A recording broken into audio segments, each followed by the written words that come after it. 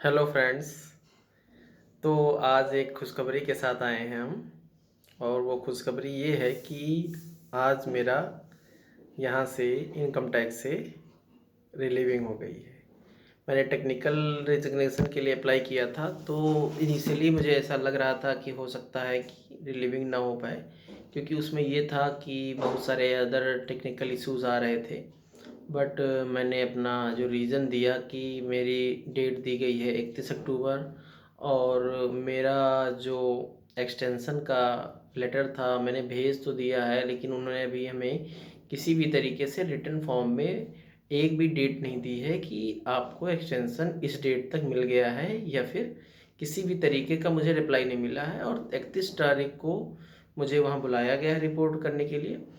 और उसमें एक चीज़ ये भी क्या कहें ऐसे मेंशन था कि you have to report on 31 October, not after, not before, मतलब बिफोर आफ्टर का कोई क्लॉज ही नहीं था।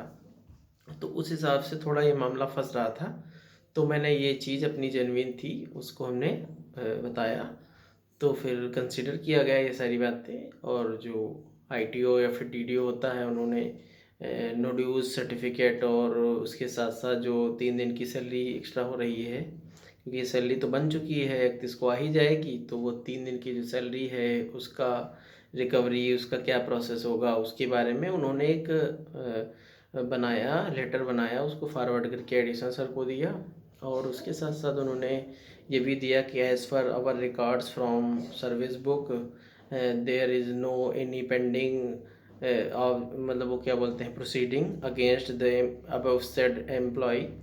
तो इस तरीके से कि उन्होंने मेरे खिलाफ़ कोई पेंडिंग प्रोसीडिंग नहीं है, और ना ही कोई फाइनेंशियल पे अलाउंसेस का रिकवरी का कोई मामला है।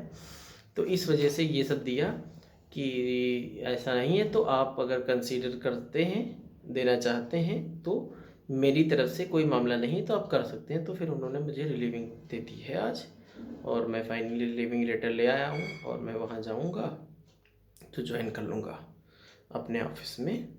तो ये एक खुशखबरी की बात है। बट टिकट है नहीं, तो हम टिकट का कोई प्रबंध करते हैं फिर। और वैसे मुझे कल ऑफिस जाना है, थोड़ा एक लेटर में कुछ रह गया था, टेक्निकल रिजिग्नेशन से ही रिलेटेड वो भी था, तो उसके लिए हम जाएंगे कल ऑफिस, और कल ही टिकट का कोई प्रबंध करते हैं। वो जब हो जाएगा तो अगर टिकट कंफर्म मिल जाती है परसों से, मतलब 30 तारीख से 31 तक पहुंच जाएगी, 20 घंटे लगते हैं यहाँ से, तो हम उससे चले जाएंगे। अगर ऐसा नहीं होता है तो फिर हम कोई और तरीका ढूंढेंगे कि झांसी तक जाएं या फिर भोपाल तक जाएं। कल ही जाएंगे, कल रात से भी जा सकते हैं, क्या होता है वो कल की सिचुएशन है। बट अब टेक्निकल मिल गया है, और टेक्निकल में सर्विस ब्रेक भी नहीं होनी चाहिए, तो मुझे 31 को रिपोर्ट करना ही करना है। बस एक है मेरे पास ऑप्शन कि मैं, मुझे लगता है वो भी नहीं है कि आफ्टरनून कर सकता हूँ 31 को, शायद कर सकता हूँ, बट मॉर्निंग में ही करना पड़ेगा लग रहा है ऐसा।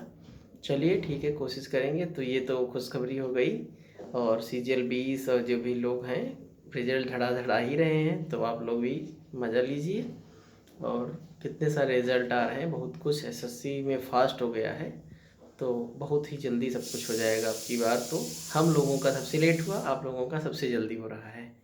तो यही खुशखबरी है कि फाइनली मैं 31 को इंस्पेक्टर ज्वाइन कर रहा हूँ। सब्सक्राइबर बढ़वाओ यार, कुछ हो नहीं रहा है।